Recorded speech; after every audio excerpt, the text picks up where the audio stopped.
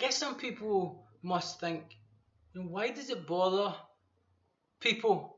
Why does the idea of trigger warnings, safe spaces, privilege theory,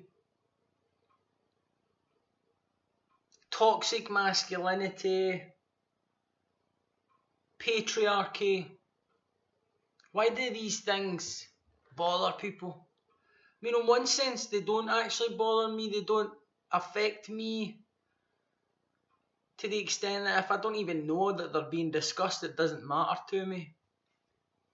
The reason I became interested was because I did a couple of gigs where I got heckled for being a misogynist. Heckled is when people shout at you while you're on stage, but because they're middle class, it's not abusive behaviour. And it was a joke about Madonna falling down the stairs, and I was saying why it definitely was funny.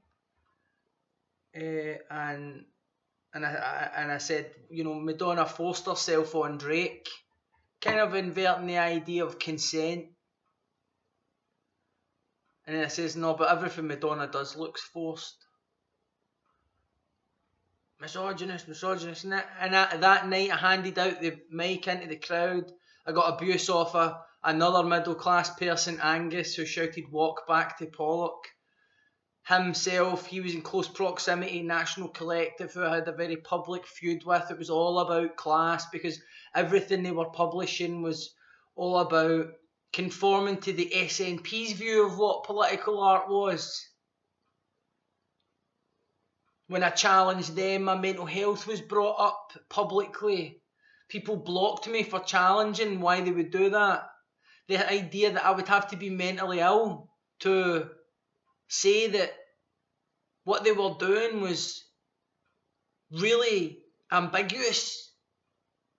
Because on one hand, they gave themselves a national remit, but they couldn't accommodate a broad range of takes on Scotland.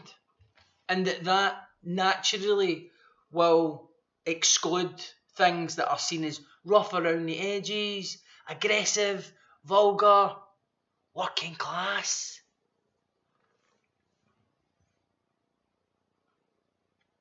I performed a poem at Raleigh and Broad. A week later I got a message from a woman asking me not to perform it again at my show that night, an hour before my show. Here is a thing that I wrote as a direct response to a lot of the calls that I've been hearing from women in my community about the need for men to step forward and take a leadership role in encouraging young men to address some of their behaviours and attitudes towards women and towards violence against women. And I write this piece which is all about domestic abuse from the perspective of the abuser. So on one hand, it gives the audience a map of the mind of someone engaging in abusive behaviour, layer upon layer of self-justification, a control urge that's rooted in a desire to protect oneself from emotional pain that eventually culminates when uninterrupted in an explosive act of violence, an inexcusable, unacceptable act of violence. And that men like me have a role to play. So I write this thing that talks directly to them while also being an insight for the rest of the audience. But the big issue for this woman is that she doesn't want to hear it performed in case it triggers her. This is one of the issues about these things. These trigger warnings, this concept, it gives people a sense of entitlement in the face of much wider, broader cultural problems. She didn't understand that me performing that is about tackling the very problem that she has experienced, and that requires a level of discomfort somewhere along the line. There's another aspect to this which is more personal, which is that for all of the abuse that I suffered as a child at the hands of a neglectful, alcoholic female, which is where the misogynistic impulse that people remark on might come from. I've never required a trigger warning, and anything that has ever triggered a reaction in me has only strengthened me. I know what it's like to evade facing difficult, painful emotions. I'm a recovered alcoholic drug addict. I've done neuro-linguistic programming, cognitive behaviour therapy, psychiatry, psychology. I've had support workers, social workers.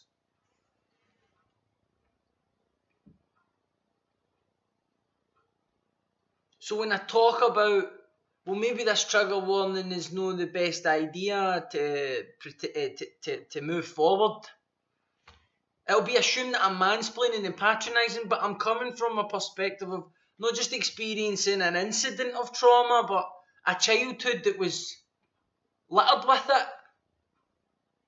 It's fundamentally shaped who I am.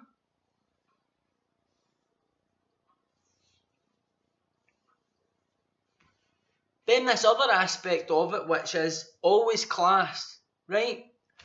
These concepts of trigger warnings and privilege and toxic masculinity and patriarchy and all of these theories that we've touched on, they're all discussed within exclusive communities, privileged communities. And I include socialist activists in that because the language that's used is indicative of privilege. By your own standards, by the standards that you would use to point out privilege, I'm saying the way that these ideas are discussed indicates privilege and a blindness to it. And so part of my reasoning for interrogating these concepts in the way that I am is to bring that issue of class to the surface. Because if you want your ideas to go beyond the in-group, where everyone knows what you're talking about, and if you want to broaden the community to accommodate people who are excluded because of exclusive language, then you're going to have to accommodate for the feelings of discomfort that are generated when you feel the tectonic plates of social class rub together. See that area, that fault line, that is where I live. I'm always getting called aggressive. I've been the guy who talks about poverty in the third sector, the public sector, and the media for how long? No one wants to hear me discuss anything else. So it has to be assumed that if I'm talking about these concepts, it must be that I'm a misogynist and that I just don't like feminists and I just want to wind posh people up. But it's not really. It's that just like all of the other minority groups that these privileged and progressive communities will bend over backwards to accommodate, I too come from a struggle and I too have mapped that out and cannot follow an honest line of inquiry about what reinforces those class dynamics without ending up at your door like that. Hello? It leads me directly to privileged middle class communities. The difficulty is that I depend on them to be allies to me, to give me a platform to speak. But that I also need to use that platform to challenge them.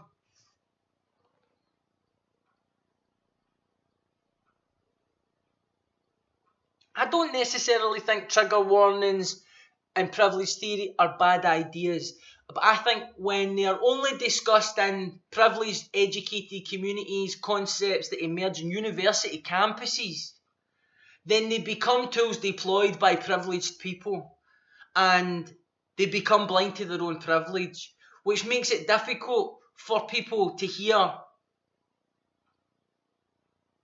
when they discuss the issue, because they might be living in a community where the threshold for shock is so high because of the harshness of the social conditions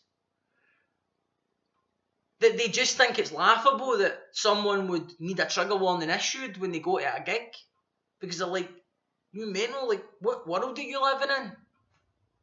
No, that's part of The thing I think that people think, well, this is a bit kind of crass. These people don't mix much, obviously, in the world of poverty, where there is no language that's designed to be inclusive, and there are no theories, and people don't bend over backwards to draw attention to inequalities because the whole thing is predicated on inequality. In fact, the communities where the conversations about privilege occur, the privilege conversations, the exclusive conversations about inclusivity, all of that privilege is predicated on the perpetual malaise of this other group I'm describing, who are not privy to the language, the terminology, and who immediately upon entering a privileged community will start asking questions like, what the fuck are you all talking about?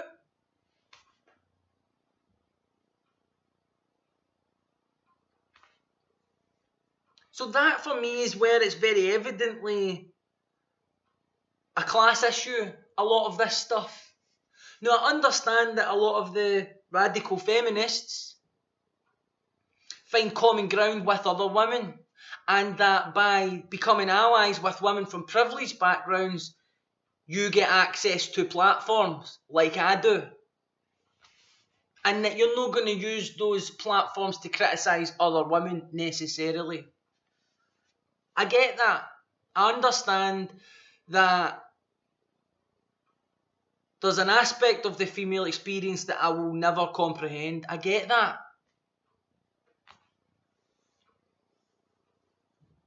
But being critical of some aspects of feminist theory or of some feminism that I see online as being indicative of privilege, where people are more concerned about how many women are on TV, and when is the day going to come when a woman can drop a nuclear bomb on brown people somewhere?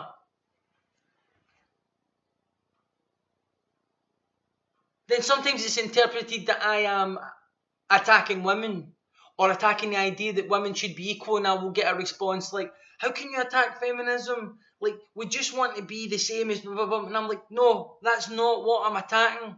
I'm actually lasering in on what I see as privilege.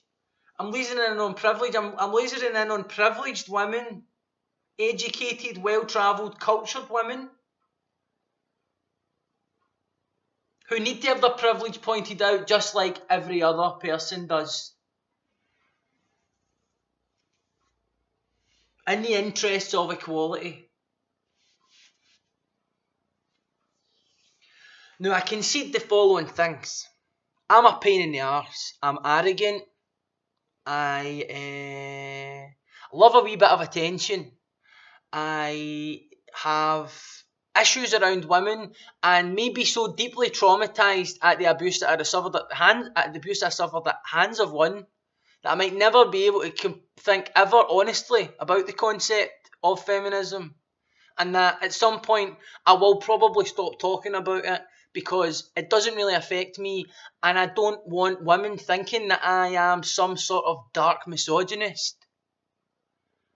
I accept that some of my behaviour throughout the Trigger Warning Project has been provocative, potentially upsetting, offensive, inconsiderate, or insensitive, and could be construed by people in another group looking on as bullying. I don't accept that it was, but I accept that that's how it can be construed. I can accept all that, no problem. I can concede all that, no problem. Who else out there do you know that comes at that for this level of honesty? So the question is, folks, if I'm prepared to concede all of those things, then what are you prepared to concede? Would it be so hard to admit the poetry community is very middle class, and that the hip hop community is a lot broader, more diverse and inclusive, while being kind of regarded as sort of vulgar, violent and patriarchal? And I don't just mean in Scotland, I mean in general. The forms of art that developed in hip-hop culture have been regarded as violent. Vandalism. What is that? Why is that? It's class. It's because it was a black art form. And now we can't even engage with that. A form of culture that we feel a kinship with because we come from social deprivation without being told by a middle class person that we're appropriating African American culture. Like, fuck off. Stop sticking your head into what we're up to and then just running back and telling everybody what's going on. What I've done with this project is try to really honestly, authentically engage with the ideas.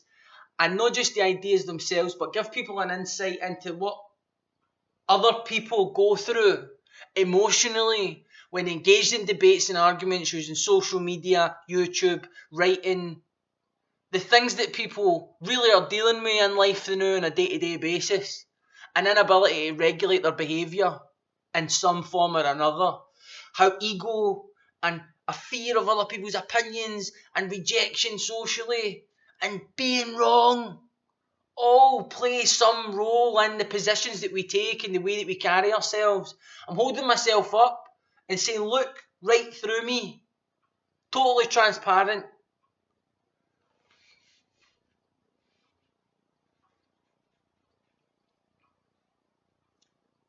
So on that note, I'll thank everyone who's engaged.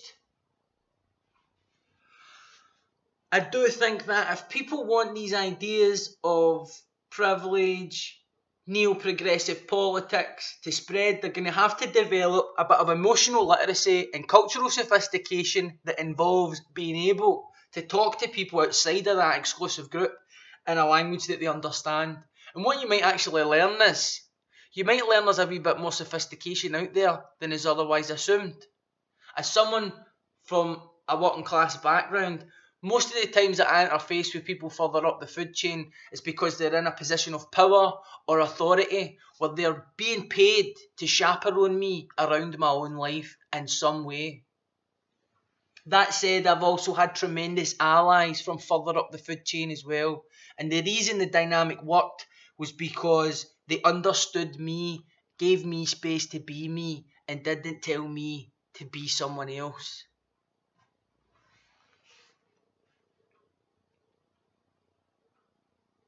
If we want these ideas to move beyond the exclusive confines,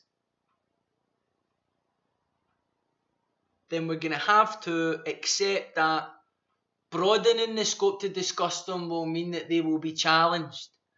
I'm evidence of that.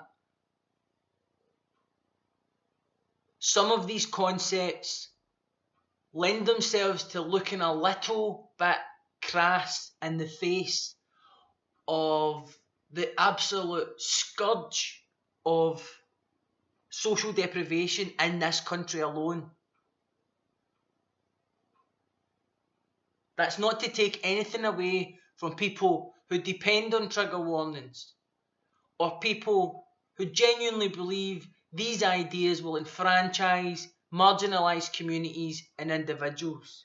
It's simply to say that because you believe in these ideas, don't integrate them into your identity, because then that means if someone challenges the ideas, you feel that they're attacking you.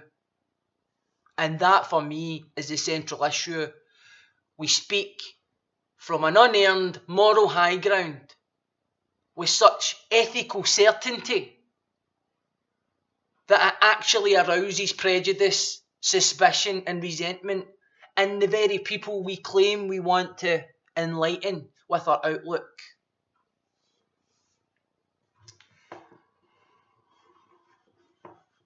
And that's all I've got to say, and that's why I think it's about class, and that's why I think we need to develop the language to discuss class, and that's why until intersectional identity politics broadens the scope for people to participate beyond class lines, then it will always cut diagonally across class as a topic to discuss, and will always inhibit honest reflection on what class means in this era of Scottish life.